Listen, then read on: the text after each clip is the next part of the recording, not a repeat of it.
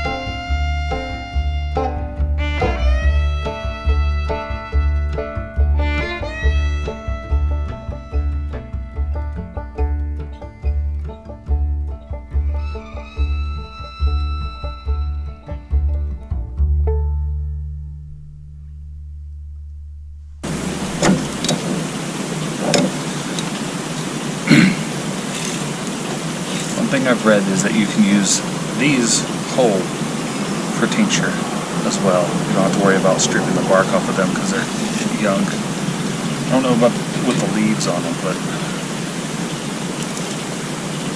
I'll just go ahead and dry some of these out too.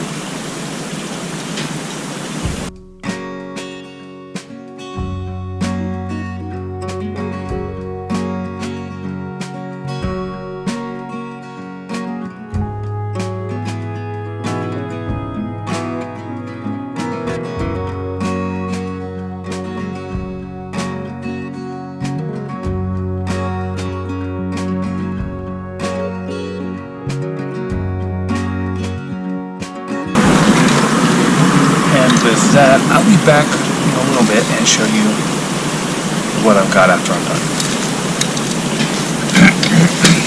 I am going to cut it short today. I'll show you what we got. So here's all the bark that I got today off of those, and then this is all the twigs. My mother-in-law's book says that you can use the twigs as well as the bark, so I focused my efforts on this because I can get a whole lot more return for less energy output. Next step, let everything dry, and we'll be back later and I'll show you how she tinctures.